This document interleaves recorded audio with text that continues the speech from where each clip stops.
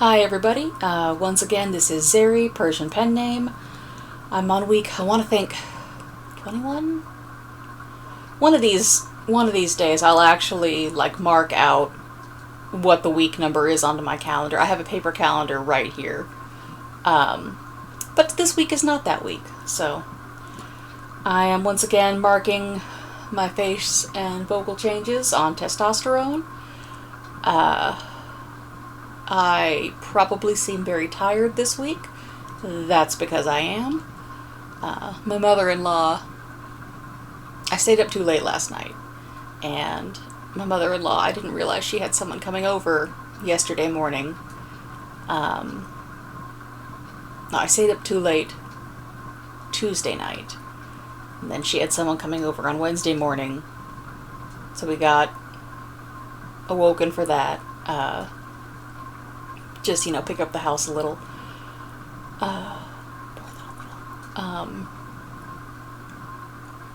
And then I just got caught up doing stuff, and then there was D&D night. And then I stayed up for 10 hours sewing a mammoth plushie. Not real sure why. It's for one of my nibblings. It's a purple furry mammoth. It's exactly what it says on the tin. It's not good. I started this several years back. God, she was 3 then. She maybe didn't even like mammoths anymore. I don't know. Yes, Trixie, I know. I got the pup with me. What's been going on this week? Not a lot. Let's pick it back up at work. A little bit fuzzy. Not a whole lot going on. It's about a month since I put my Daisy's shawl in the walnut dye bath. I have not looked at it this week. I don't think that I think the stripe is probably still going to be there. I'm just resigning myself to going over it again with acid dyes. I just have to pick up a cheap crock pot to do that in. Now that I've got the sewing done for tonight, I'll probably pack the sewing machine away and clear out some of the... I've just been using the dining room to store various craft stuff. I did make the trade of the loom for the drum carder, and that's great. That's something that happened. I spent my free days last week attempting to scour the 2 border luster fleeces that I had. And, when I was getting them out of the bag that they came in, I just kind of grabbed a handful and shoved them into these lingerie bags and then, chucked them around in those things. Because I thought it was already skirted. Not so much. There definitely were, say, back end of sheep issues that I did not see coming, so I've got to redo all of that. But I don't want to, and I threw my back out doing all of that, so that really sucked. I hurt all week at work. But then I was reading up a thing on, as it turns out, you can use a raw fleece that hasn't been washed or anything, and if you make a big old tub of soft water and you chuck a raw fleece in there, pardon, the microbes in the suet will ferment and make a substance that should clean the fleece. It won't get rid of the lanolin, but it'll get rid of the dirt and the dust and the sheep poop and all of that stuff. So, okay, I'll give that a try. In theory, the lanolin should already be gone, because I I used my unicorn power scour. But we'll try that. So it's been raining off and on all night. It's the morning now. I didn't sleep last night. I don't make good life choices right now. But that's a thing I did. So I've got a couple of tubs out there collecting rainwater, and that'll hopefully be nice and soft. We're on well water, so our actual home water is very hard. So yeah. Okay, I'm good. So that's been my week. I'm trying to think if there's anything else. Yeah, played with my drum carder, made a couple of bats of just various things. Like I got some Angora that I got from another fandom friend who keeps Angora bunnies. The kind that you shear, not the kind that molt once a year. But I've got more than half a pound. Not quite a pound. Of that, and so I mixed that with some orange fiber and made like this dreamsicle-y kind of nice color. I really want to just dig out all of my spinning fiber and kind of go to, like, I tend to get the same kind of colors over and over again. Like I'll have, oh, these ones are autumny, oh, these ones are green, I like what I like.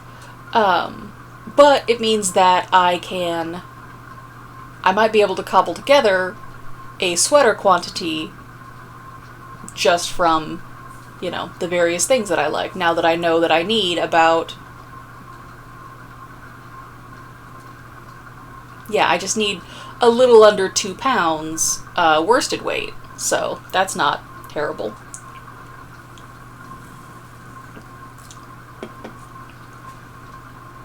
Yeah, and like 1 3/4, but might as well do 2 because you never know. And then maybe I'll want to do Fair Isle or Stranded Color Work, whatever like that. Anyway, I'm here to read stories because it doesn't matter if I'm tired, it's gonna have to get done. So where is that thing? Yes. So I'm still reading original fiction. This one is Humans Are Space Orcs. It was from Yuletide 2019. The title is 10 Foolproof Ways to Make Your Human Love You by Samalander.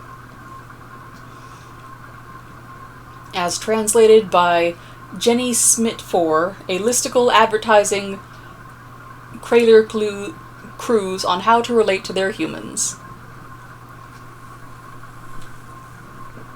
Well, this is not a very long one, but I don't got it all in me tonight. The morning, whichever. On the inclusion and integration of humans into a crew. Best practices for working in a multi-species environment.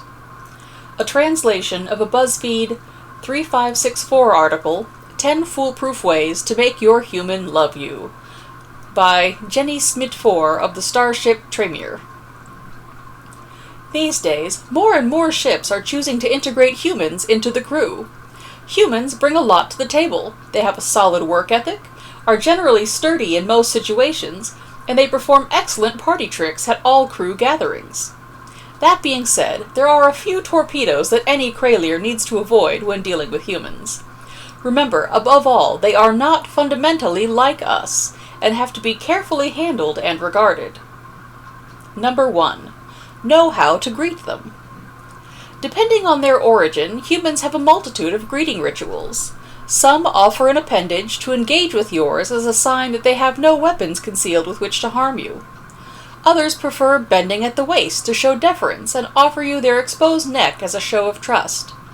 Still others will grab you and press their food orifice to your cranium.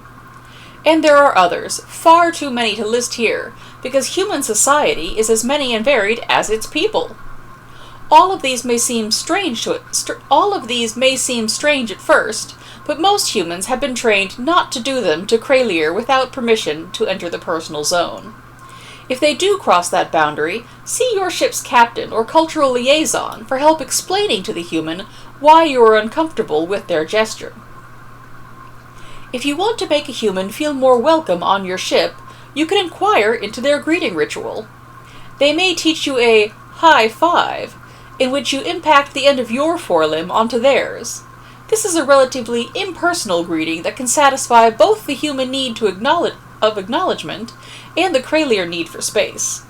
You can also offer to teach them the howl of acknowledgement, but remember that humans only have one larynx, so do not expect them to hit all the tones. However, it's cute to watch them try, and they get great pleasure out of your praise. Number 2. At the end of the day, Number 2. Embrace discomfort. At the end of the day, humans are not Kraylir, and that's okay. But there are a few things they do that will make you uncomfortable. For example, they prefer an ambient temperature close to 293.15 Kelvin, as opposed to our 370 Kelvin. They prefer an ambient humidity of around 50% to keep the single-celled organisms that they host on their skin in check. Most ships allow humans to operate either in a sealed area or in isolation suits, so that their comfort can be assured. However, that is no reason to avoid them. Consider investing in your own isolation suit, or asking the captain to subsidize a set for the crew, so that you can enter the human area for a visit. You may be cold and uncomfortably wet, but it will be worth it to see what your new friends live like. Number 3. Be willing to learn. Humans have much to teach, and they love to do it. Get a human talking about their interests, and you'll be lucky if they shut up before you have to molt. Human interest can range from what we might consider esoteric. The preparation and consumption of nutrients is a big one for some reason, to things that we would consider private. If you befriend a human, expect to learn much about their offspring. In fact, it is good human etiquette to inquire about their familial group's health if you have not seen them for a cycle or more. Humans will tell you that they are natural teachers. All of them. Unlike Kraylir, they see this as a universal pursuit, and one that they are proud of. One of the best ways to gain a human's trust is to ask them to explain a concept to you, even if you already understand it. Before you know it, they will be expounding on something called the Backstreet Boys, and performing intricate mating dances for your amusement. Number 4. Discover gender. When we first met humans, we assumed that they would have the ability to procreate through parthenogenesis, like Kraylir. It turns out humans require at least 2 of them to create an offspring. There are many and varied sets of genitals that they use for this. They have created an extensive library of documentaries to show some of the techniques, called the pornography. Some claim the development of this library was the entire reason that they invented networked computers. The anatomical differences in genitals often corresponds to gender, but sometimes they do not. It is not always safe to assume that you know a human gender on sight. Especially in the juveniles, the differences can be slight and confusing. Different genders in humans use different pronouns. Whereas the Kraylir almost universally use the singular we, humans may be a he, a she, a they, a z, or many other options. It is okay to ask a human their preferred pronouns. In fact, it is considered polite in most circles. It is most important that, once a pronoun has been given, you continue to use it for that human. Failure to do so will almost always weaken the affectionate bond between you and your human. Number 5. Meal etiquette. As humans do not photosynthesize and cannot metabolize cobaltamonite, they tend to consume plants and animal flesh. Though some abstain from one group or the other, do not worry. They will self-identify very early.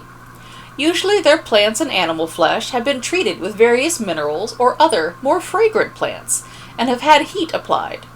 Humans call this food, and while much of it will not be dangerous to consume, you may find it distasteful. Consult with your medical professional before consuming human foods. Humans prefer, for the most part, to consume their nutrition in social groups. They use the time as a bonding activity. One or more will often prepare an elaborate array of dishes for the others as a show of friendship. This is important bonding time for your humans. You may be invited to join, which you should accept. The main consumption is often followed by a smaller consumption of sucrose, called dessert. Humans tend to justify the consumption of dessert by ritually chanting certain mantras like, "I've been good," "just a bite," or "Why not? I'm going to the gym later."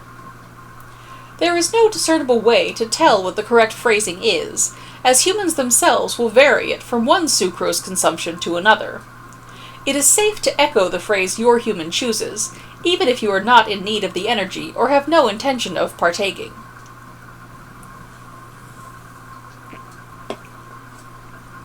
Humans require about 2,000 calories of energy a day, and must consume dihydrogen monoxide at regular intervals to maintain equilibrium. If something is wrong with your human, and they are speaking in short, clipped sentences, raising their voice, seem to be confused or disoriented, they may be experiencing a condition known as being hangry. Feed and water your human to alleviate these symptoms. Number 6. Learn body language. Humans do not express their wants and needs through straightforward scent marking like Crayleer do. They instead employ a technique they call body language, which is important to at least try to understand. When in agreement with a statement, humans may bob their heads rhythmically. When happy, humans bare their teeth. If a human is listening to you, they will keep their side orbs open and fix their gaze on you. None of this is meant to signal attack or threaten. Humans respond to mirroring. That is, if a being copies their gestures, it builds trust within the human pack. Try baring your baleen plates in solidarity next time a human bares their teeth to you. They will respond positively. Number 7. Observe base 12 time. Humans come from a planet with a rotational period of 86,400 seconds of mean solar time. They divide this into 24 periods called hours, which are each made of 60-second units called minutes. Each minute is each made of 60 units called minutes. Each minute is 60 seconds. Humans find metric time to be deeply confusing. They may wear a chronometer on their wrist to keep track of the hours on their home planet, despite the issues caused by light and near light speed travel. They will ritually reset their chronometer for each planet they visit. For a bonding activity, ask them to explain the wrist machine to you. Often it has a familial history, and they will tell you it in detail. Pardon.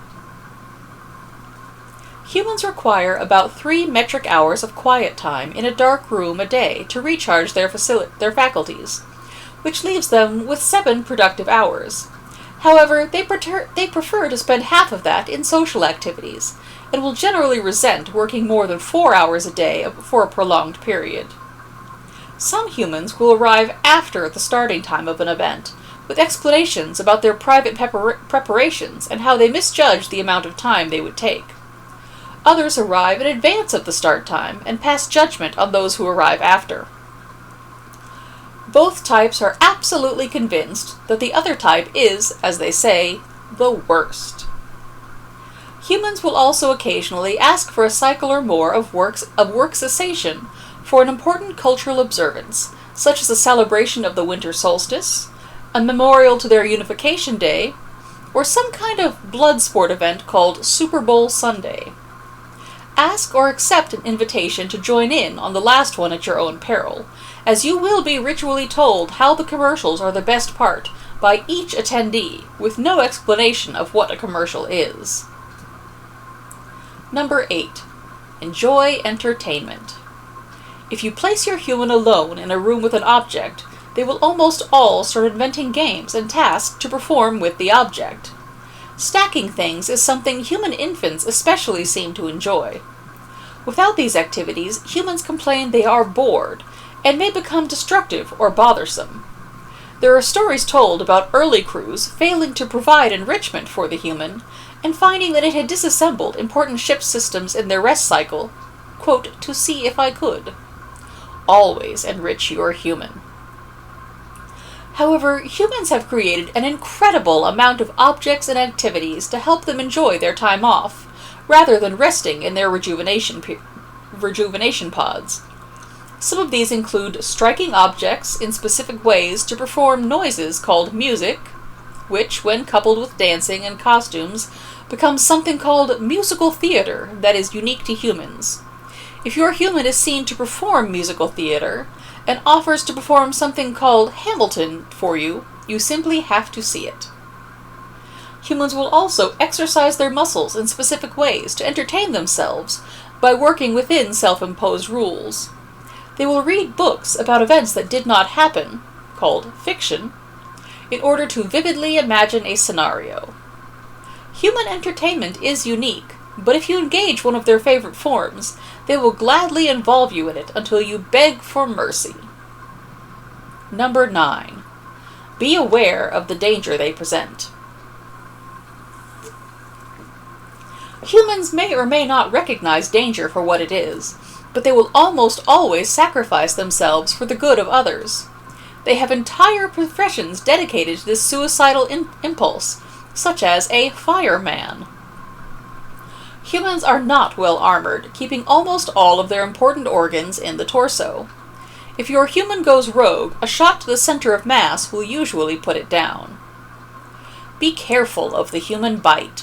While not venomous, human teeth are designed for tearing meat, and their mouths are notably filthy. Even if you survive a bite, you will likely get a bacterial infestation from the contents of their orifices. Human bites should be treated and cleaned immediately if they occur.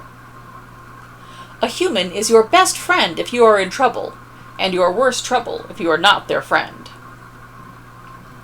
Number 10. Encourage uniqueness. Humans have not developed any kind of integrated hive mind, despite a professed desire to read minds from many of them. Thus they cling to the illusion of individuality. They will gladly tell any Kralier who will listen that they are not like anyone else we have ever met. The truth is that humans do have quirks, and many of them are specific to the individual. They may expel liquid from their olfactory orifice when they look at bright light, or have a pronounced phobia of arachnids. No matter how many other humans you have met with these tics or quirks, it is important to validate their feelings of importance.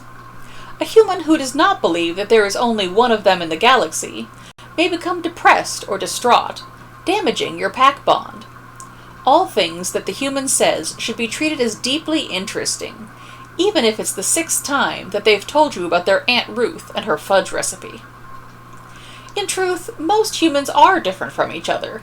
You will find very few with identical genetic makeups, and they treasure and celebrate those differences. So, it seems, should we. Every human has a strength that you do not, and though they are small and have only 2 arms and a strangely designed pelvis for a biped, they are valuable beyond the words we include here. A human is a valuable asset, to be sure. They will always fight for and protect their crew, if sufficiently bonded. They will invent things to keep you engaged and entertained and make your trip through the stars more pleasant. Cherish your human, for they almost certainly cherish you. Read more like this. 15 things you forgot were in Everybody Hates Ritingming. Quiz. Which human news article are you most similar to? The 71 best tweets from this quad cycle period. Number 3 will cause your central nervous system to malfunction. The end. So yeah, this one was really cute. I also kept it fairly short because, honestly, I am tired and I want to go to bed now. So boop, boop, boop, back over here. And I still have it almost at half an hour. So that's me. Alrighty. Well, I am in fact going to attempt to sleep. Have fun, be good, take your meds, drink water, get some rest. Don't follow my example. Let me serve as a warning. Alrighty, and I will see you guys next week.